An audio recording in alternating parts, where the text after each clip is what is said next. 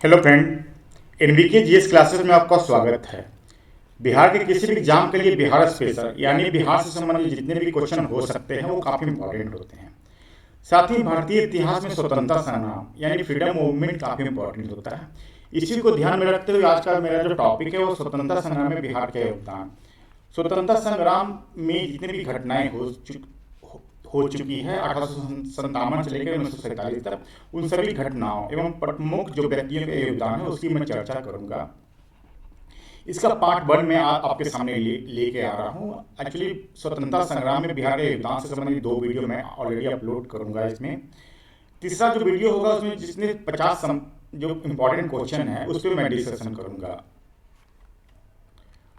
हम लोग देखते हैं जो शुरुआत होती है 1857 से हम लोग शुरुआत करते हैं, तो 1857 की जो शुरुआत होती है वो होता है कि जो 29 मार्च 1857 को जो 34वीं एनआई के जो सैनिक थे मंगल पांडे, उनके द्वारा 24 वाले कारतूस का प्रयोग करने से इनकार करने से होती है। इसमें कहा जाता है कि जो कारतूस को दांत से काटना पड़ता था, इसमें गाय में सूअर की मांस होती है, जिससे कि ये अफवाह फैली कि जो ब्रिटिश इंडियन गवर्नमेंट है वो हिंदुओं एवं मुसलमानों को दोनों को धर्म भ्रष्ट करना चाहते हैं।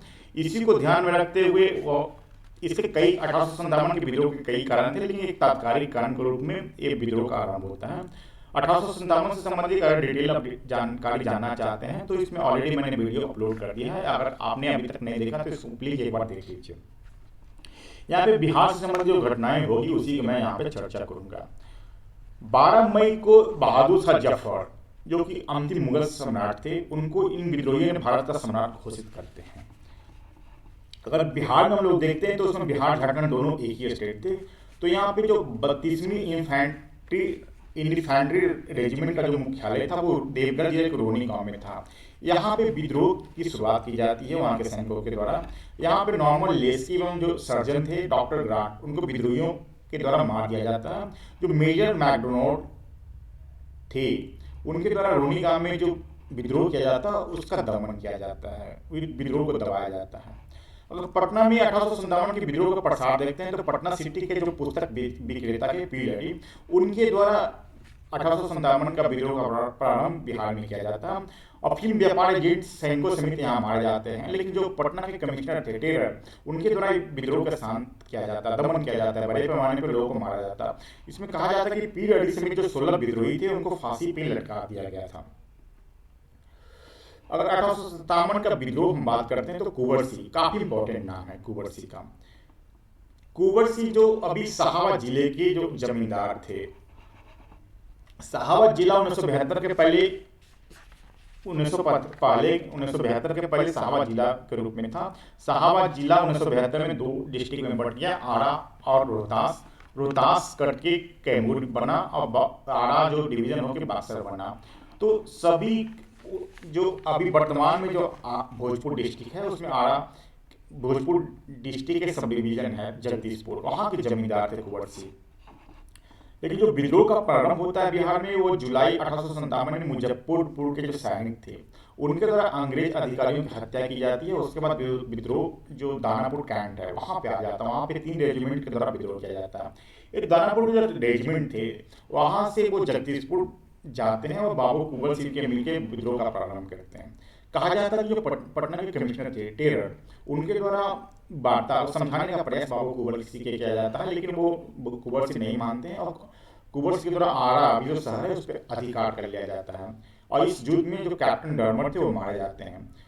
कहा जाता है कि जो उसमें आरा शहर पे तो इन्होंने अधिकार कर लिया, लेकिन किसी यूरोपियन एवं ब्रिटिश नागरिकों उनके द्वारा हत्या नहीं की जाती है। उस समय 1857 के समय जगदीशपुर में जो उनका जो क्षेत्र था वहाँ पे बंदूक एवं गोला का बारूद कारखाना भी स्थापित किया। तो इंपॉर्टेंट इससे क्वेश्चन आ सकते हैं।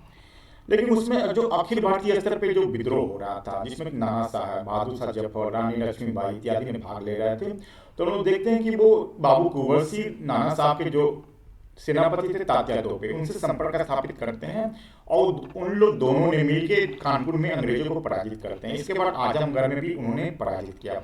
लेकिन यहाँ से अपने जो क्षेत्र जगदीशपुर थे वहाँ लौटते समय भी उनके द्वारा 23 अप्रैल 1858 को कैप्टन ली ग्रांट की सेना में जो ब्रिटिश सेना आती है उनको भी उन्होंने बुरी तरह पराजित किया। लेकिन इसी बीच जो शिवहर घाट नदी पार करते समय जो ब्रिगेडियर डगलस थे, उनके तोप के गोले से वो घायल हो जाते हैं। 2 दिन बाद यानी 26 अप्रैल 1858 को ही उनकी मृत्यु हो जाती है।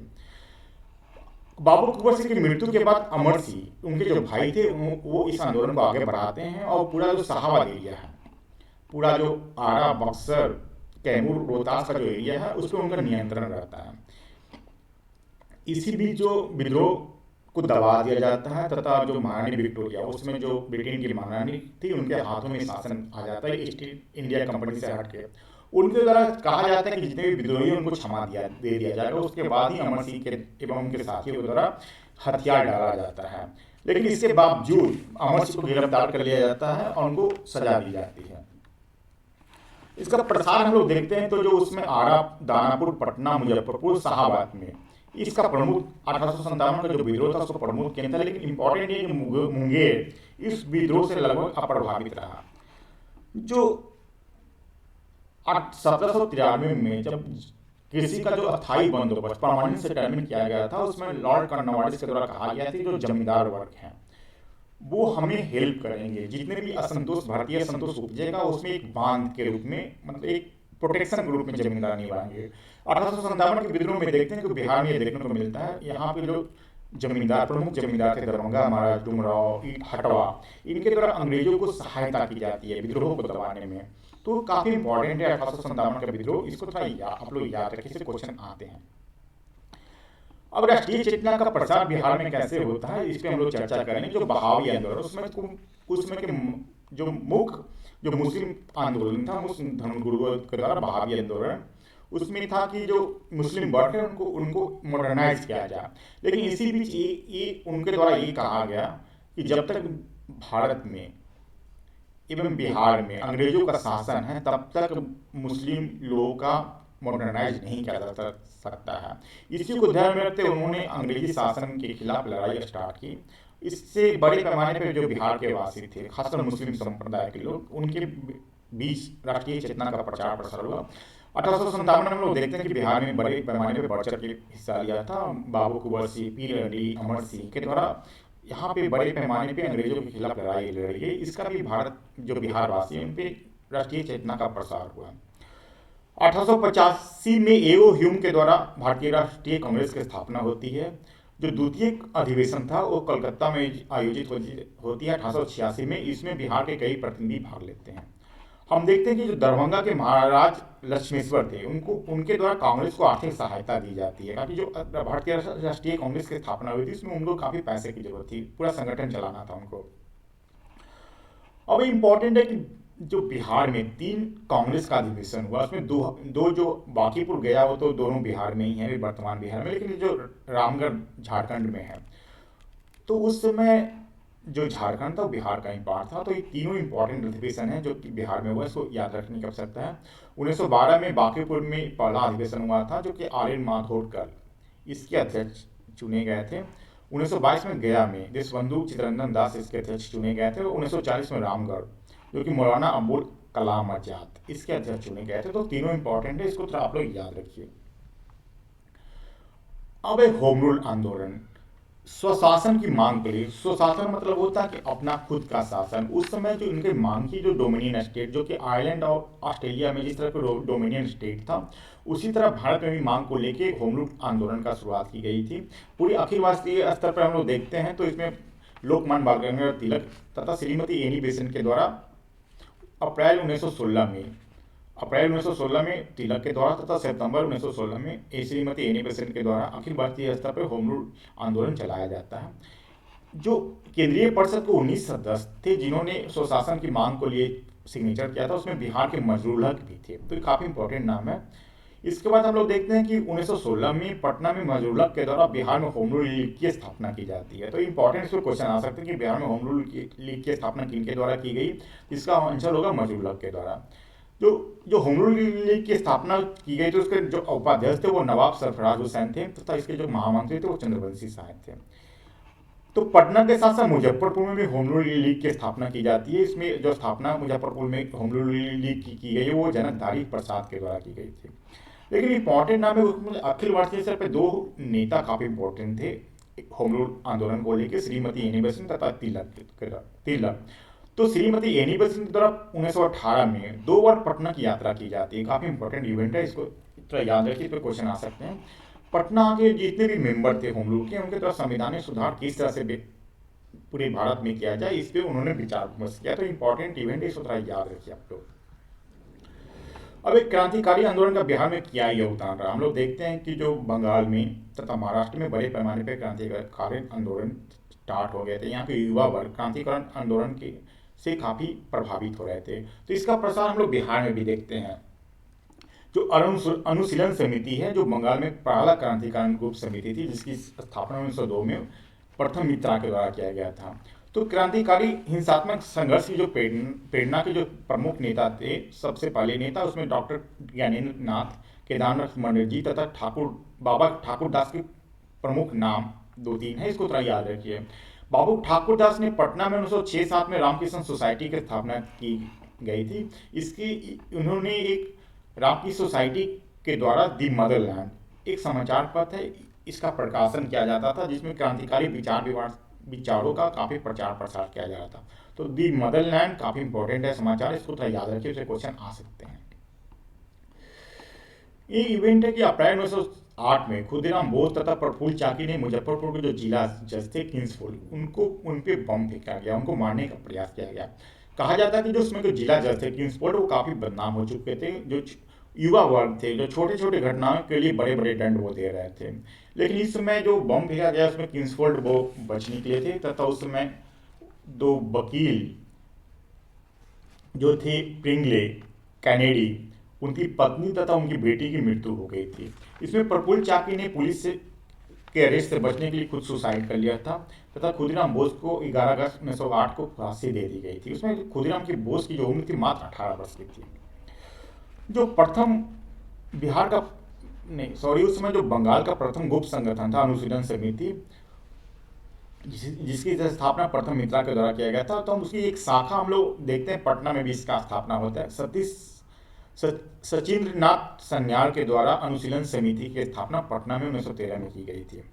जो ढाका अनुशीलन समिति की स्थापना भी बिहार में की जाती है। ढाका जो कि अभी पश्चिम चंपारण में पड़ेगा। यहाँ पे देख लें, सचिंद्र नाथ सन्याल, रास बिहारी बोस, वासुदेव भट्टाचार्य, बंकिम चंद्र के द्वारा ढाका अनुशीलन समिति की स्थापना की जाती है। इसके जो मेंबर थे, एक सदस्य रेवती नाथ, इन्होंने भागलपुर में तथा यमुना सरकार ने बक्सर में युवा क्रांतिकारियों को प्रशिक्षण देने के लिए क्रांतिकारी जो विचार है उनको प्रचार प्रसार के लिए वहां पे उनके द्वारा ट्रेनिंग देने की व्यवस्था की गई। इंपॉर्टेंट संगठन है भवानी मंदिर, इसको याद रखिए आप लोग। भवानी मंदिर की स्थापना भूपेन्द्र नाथ दत्त ने की गई थी। तो काफी इंपॉर्टेंट है भवानी मंदिर, भूपेन्द्र नाथ दत्त के द्वारा इसकी स्थापना की गई। अब कुछ संघ है, पटना युवक संघ, उसकी स्थापना 1927 में की गई थी। इसका क्रांतिकारी गतिविधियों को बढ़ावा देना था। इसको कुछ मेंबर इसको याद रखें आप लोग। पाटलिपुत्र युवक संघ, इसकी स्थापना 1929 में रामेश बेनीपुरी तथा अंबिका कांत सिंह के द्वारा पटना में की गई थी। सियाराम दल की स्थापना सियाराम सिंह के द्वारा की गई थी। इसमें इसका जो मेन मुख्य कारण था, जो धन शस्त्र जो आर्म्स होते हैं उसका संचय करना, जो आर्म्स कैसे चलाया जाए इसका ट्रेनिंग देना। चंपारण सत्याग्रह काफी इंपॉर्टेंट है, अखिल भारतीय स्तर पर भी स्वतंत्रता संग्राम है उसके लिए, और बिहार के लिए तो काफी इंपॉर्टेंट है। इस पे काफी क्वेश्चन पूछे जाते हैं। तो दक्षिण अफ्रीका से भारत आने के पश्चात गांधी जी का पहला सत्याग्रह आंदोलन था। गांधी जी सत्याग्रह आंदोलन से ही काफी फेमस हुई। यहाँ पे जो था कि नील की खेती के आड़ में किसानों का शोषण किया जाता था। इसमें जो 3 कट्ठिया पत्ती काफी इंपॉर्टेंट है। इसमें कहा जाता है प्रति बीघे 3 कट्ठा पे नील का खेती करना अनिवार्य था। एक प्रति बीघा मतलब 20 कट्ठा में 3 कट्ठा आपको नील की खेती करना ही करना है, नियम बना दिया गया था जो वहाँ पे जो नील मालिक थे उनके द्वारा। तो इसमें काफी इंपॉर्टेंट नाम है राजकुमार शुक्ल का। इसमें है कि 1916 में जो लखनऊ में अधिवेशन भारतीय राष्ट्रीय कांग्रेस का हुआ था, वहाँ पे जो कांग्रेस में नील की समस्या, जो किसानों का शोषण किया जा रहा था, उसको उनके द्वारा ध्यान आकृष्ट किया गया था। राजकुमार शुक्ल ने ही गांधी जी को चंपारण आने का अनुरोध किया गया था। जो भारतीय राष्ट्रीय कांग्रेस का जो अधिवेशन लखनऊ में हो गया था, उसमें ब्रजकिशोर प्रसाद ने ये एक प्रस्ताव प्रस्तुत समिति गठन करने की बात की गई थी लखनऊ अधिवेशन में। तो गांधी जी इसके बाद चंपारण आते हैं, काफ़ी इंपॉर्टेंट इवेंट है। पटना और मुजफ्फरपुर होते हुए गांधी जी चंपारण पहुंचते, लेकिन उसमें गांधी जी को गिरफ्तार कर लिया जाता है, उनको उस पर मुकदमा चलाई जाती है। लेकिन गांधी जी उस समय तक इतने इंपॉर्टेंट हो चुके थे, उनकी लोकप्रियता इतनी बढ़ चुकी थी, क्या कि गांधी जी के बारे में दक्षिण अफ्रीका में ब्रिटिश गवर्नमेंट के द्वारा जो लड़ाइयाँ लड़ी गई थी, वो उसकी कहानियाँ, उसका प्रचार प्रसार बिहार में भी हुआ था। तो इसकी गांधी जी गिरफ्तार करने पर उनकी लोकप्रियता काफ़ी बढ़ गई थी उस समय बिहार के जो उपराज्यपाल थे एडवर्ड गेटे, उनके द्वारा गांधी जी को वार्ता के लिए बुलाया जाता था। वार्ता के क्रम में ही चंपारण अग्रणी समिति का गठन किया जाता, जिसके अध्यक्ष एफ.जी. सलाई को बनाया जाता। इसके एक मेंबर के रूप में गांधी जी थे। इसके जो दूसरे मेंबर थे एल.सी. अडामी, राजा हरप्रसाद सिंह, नारायण सिंह, डी.जे. रीड और जी.एन. नैनी। तो खासकर जो अध्यक्ष हैं और जो गांधी जी मेंबर है, इसको थोड़ा याद रखिए। जो चंपारण अग्रणी समिति डिसाइड किया कि जो तीन गठिया पद्धति है इसको समाप्त किया जाए। तो जो नील मालिक है, नील उसको नीलहा बोला जाता था, उनके जो तो इलीगल तरीके से जो जो पैसा लिया गया था, उसको 25% जो किसान हैं नील जो खेती करते थे वो रैयत, उनको लौटाने पे वो सहमत हो गए। ये इंपॉर्टेंट है कि चंपारण सत्याग्रह में जो बिहार गांधी जी आए तो उसमें प्रमुख सहयोगी कौन कौन थे, तो 6 नाम हैं। इससे क्वेश्चन हमेशा आते हैं, तो उसको थोड़ा याद रखिए कि जो राजकुमार शुक्ल हैं, धरणीधर बाबू हैं, ब्रजकिशोर बाबू हैं, अनुग्रह नारायण सिंह हैं, रामनवमी प्रसाद है, मजरूल्ला। ये कुछ इंपॉर्टेंट नाम, इसको याद रखिए, इसमें क्वेश्चन आते हैं। अब एक खिलाफत आंदोलन जो तुर्की के जो खलीफा थे, वो मुस्लिम संप्रदाय के बीच काफ़ी वो उनको सम्मानजनक स्थिति प्राप्त थी। जो तुर्की के खलीफा थे, वो जर्मनी के साथ मिलकर मित्र राष्ट्रों के खिलाफ उन्होंने लड़ाई लड़ी थी। प्रथम विश्व युद्ध में मित्र राष्ट्रों की जीत होती है तो जर्मनी तुर्की की हार होती है। उसके बाद जो तुर्की के साथ सेवर्स की संधि की जाती है, जिसमें तुर्की के खलीफा के अधिकार को छीन लिया जाता है और तुर्की का डिवीजन कर दिया जाता है, जिससे भारतीय मुसलमान काफ़ी हताहत होते हैं। इसमें बिहार के मुसलमान भी काफ़ी हताहत होते हैं। तो इस समय जो इवेंट हो रहा था, उसका उपयोग गांधी जी ने हिंदू मुस्लिम एकता को सुदृढ़ करने के लिए किया। तो हम लोग देखते हैं कि नवंबर 1919 में दिल्ली में गांधी जी की अध्यक्षता में अखिल भारतीय खिलाफत कमेटी का गठन किया जाता था। बिहार में इस आंदोलन को चलाने में, खिलाफत आंदोलन चलाने में मजरूलक ने काफ़ी प्रमुख भूमिका निभाई है। इसमें हम लोग देखते हैं कि जो 1919 में पटना में हसन इमाम तथा रांची में मौलाना आज़ाद के नेतृत्व में शांति समारोह में जो अंग्रेज गवर्नमेंट के साथ बहिष्कार करने का आह्वान किया जाता है, जो कि आगे तक का असहयोग आंदोलन का मेन पार्ट बनता है। सरकारी संस्थाओं का भी बहिष्कार, विदेशी वस्तुओं का बहिष्कार, ये सब हम लोग असहयोग आंदोलन में देखते हैं। तो इसमें देखते हैं कि 26 जनवरी 1920 को खिलाफत के साथ साथ असहयोग का भी प्रस्ताव गांधी जी के द्वारा दिया जाता है। उसके बाद 19 मार्च 1920 को संपूर्ण बिहार में हड़ताल, बड़े पैमाने पर हड़ताल होता है। 1919 में ही जो यहाँ के बिहार के प्रमुख नेता थे मौलाना मोहम्मद अली एवं शौकत अली पटना आते हैं तथा ब्रिटिश सरकार से पूरी तरीके से असहयोग का प्रस्ताव करते हैं। लेकिन इसमें दो इंपॉर्टेंट नाम है, हसन एवं सदानंद सिन्हा। इन्होंने इसका विरोध किया कि ब्रिटिश जो संस्थाएं हैं, ब्रिटिश गवर्नमेंट का, उसका बहिष्कार नहीं किया जाए। जो फुलवारी शरीफ अभी जो पटना में है, उसमें मुस्लिम उलेमाओं के द्वारा असहयोग का प्रस्ताव भी पास किया जाता है। शाह बरूदुद्दीन ने उलेमा की उपाधि उनके द्वारा त्याग किया जाता था, तो मोहम्मद जुबैर ने अपनी वकालत छोड़ दी है।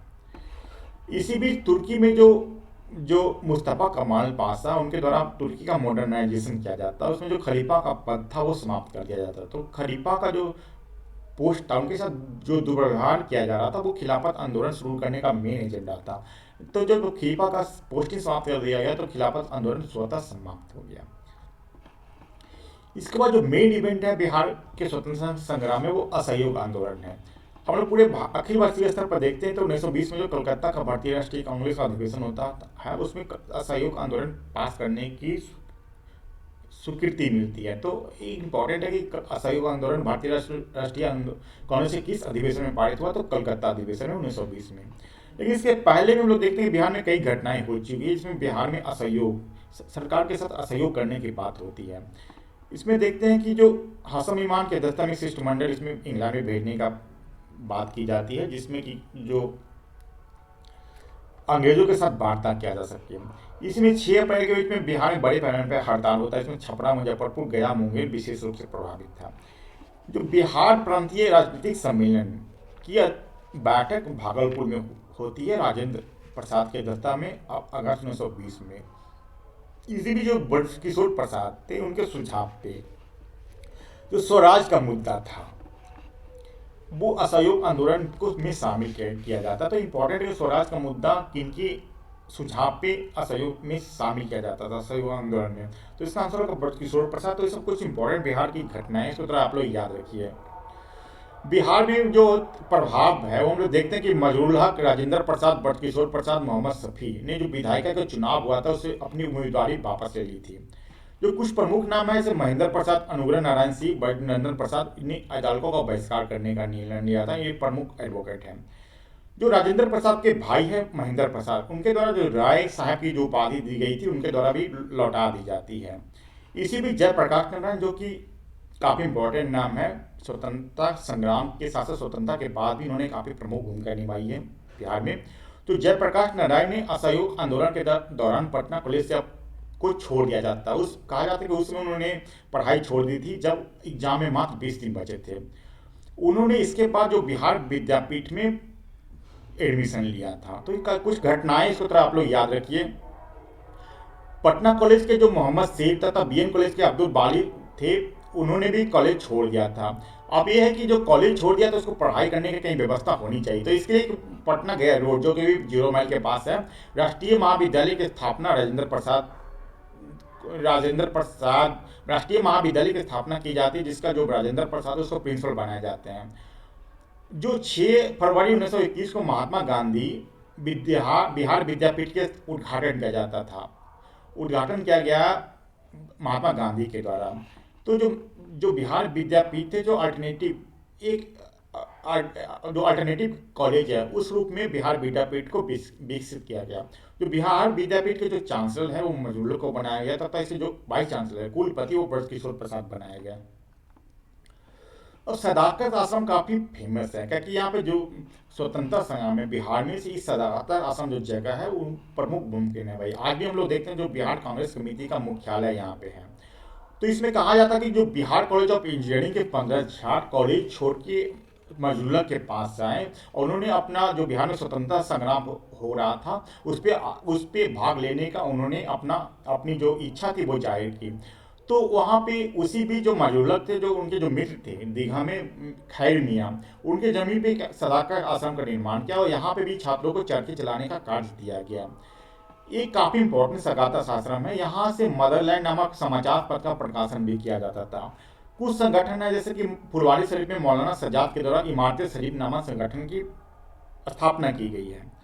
इसी भी चौरा चौरी घटना उत्तर प्रदेश में होती है। उस वक्त महात्मा गांधी जो थे असहयोग आंदोलन वापस ले लेते हैं।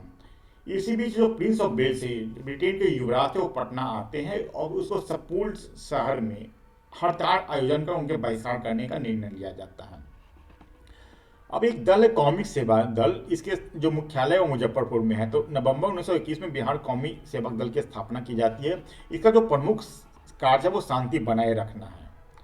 अब जो स्वराज दल विधायिका में प्रवेश किया जाए या नहीं किया जाए इसी को लेकर जो बिहार के गया में जो 38वां अधिवेशन हुआ था उसमें मतभेद उपड़ा। जो 38वां अधिवेशन हुआ था उसके अध्यक्षता चित्तरंजन दास ने किया था। ऑलरेडी मैंने पहले भी इसकी चर्चा की है, काफ़ी इंपॉर्टेंट है। बिहार में गया में जो अधिवेशन हुआ था बिहार में 3 अधिवेशन हुआ था। पहला पटना बांकीपुर में, दूसरा गया में और तीसरा जो रामगढ़ झारखंड में भी है 1940 में। तो इंपॉर्टेंट तीनों घटनाएं इसको थोड़ा याद रखिएगा। तो इसी में चित्तरंजन दास और मोतीलाल नेहरू ने स्वराज दल का गठन करने का बात किया गया था कि विधायिका में प्रवेश करके जो ब्रिटिश इंडियन गवर्नमेंट है उसका विरोध किया जाए।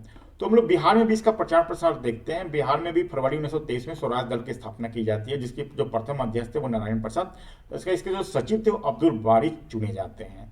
जो स्वराज दल के एक प्रमुख नेता श्री कृष्ण भी थे। तो आज के वीडियो में मैं इतना ही चर्चा करूँगा। इसके आगे का जो सबने अवज्ञा से लेकर 1947 तक जो भारत का स्वतंत्रता संग्राम है, इसके बीच में जो बिहार के प्रमुख जो घटनाएं हैं स्वतंत्रता संग्राम से, उसका अगला वीडियो में मतलब पार्ट 2 में मैं इसका डिस्कशन करूँगा।